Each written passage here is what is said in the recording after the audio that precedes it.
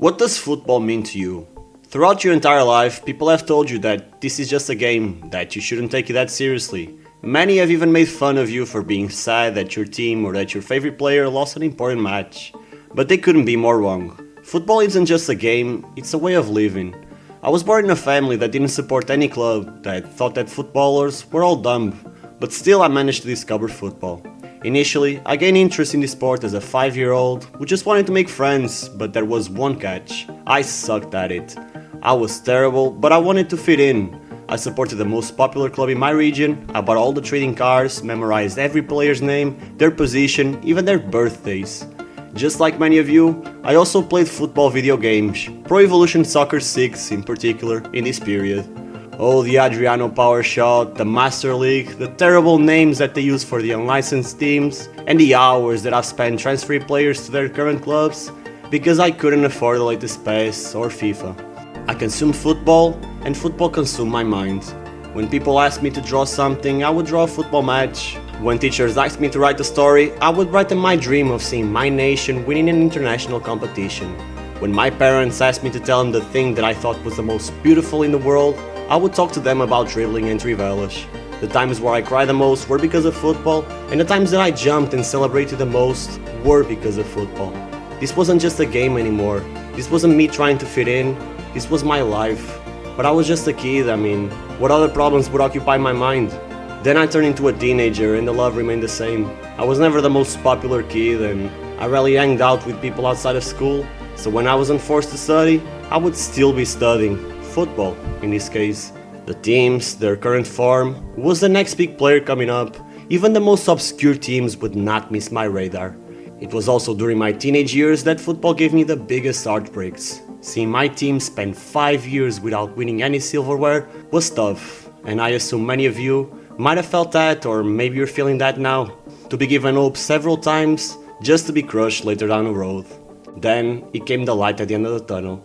I made real friends who I could connect with and share my passions without being judged for being too nerdy, friendships that remain alive until this day. I also met the love of my life, but not without telling her in the beginning of our relationship that my club would always come first. Of course, that would change down the line. She supported me, and still does to this day, started going to matches with me, and even though she never cared as much as I did about football, she still understood my passion. Guess who's editing this video now? I met my idols, I talked to them, and in a way, I felt like I was impacting my team. I celebrated my club's return to dominance with pure ecstasy. I felt alive for the first time in my life, and then it all ended. Time flies by, and just like that, I became an adult. I couldn't use football as scope anymore. I had real problems that I couldn't dribble myself out of. And just like that, football lost its importance. I stopped watching, I stopped caring, and just like that, my life kind of lost its meaning. I didn't know why at the time, but I felt empty in a way. But I couldn't go back. I was told that successful people don't waste time watching men running after a ball. I became successful in everyone's eyes, but my own. Because what is the point of being the best at something that you don't care about? What's the point of having a lot of money in your account if you work yourself to death on something that brings you zero pleasure?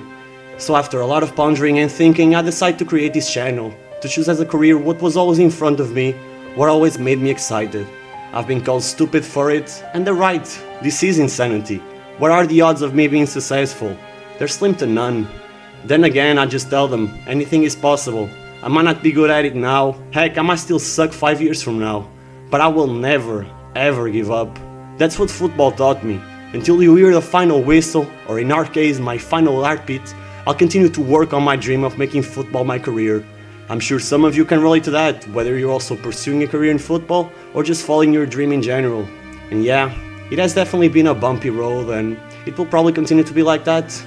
I'm not sure if you're watching this video right now or in 10 years. I can't know for sure if this video will be a video that does well or if it's just gonna be another flop. But what I do know for sure is that if you've made it this far, you can at least relate a bit with what I've went through, and that is more important than subscribers, likes, or even money. The sense of unity, the connection that us football fans have with each other is what made me fall in love in the first place. The hugs from strangers when your team scores in the dying minutes of the game, how we all stick together to defend our clubs, the need that we have to watch football content whenever we have something troubling our mind, and the nostalgia that it brings looking at players that you grew up with, those are all the things we can't live without. So if you can, tell me a personal story that you have with football, something that has impacted you and that you remember till this day, and the next time somebody tells you that this is just a game, send them this video.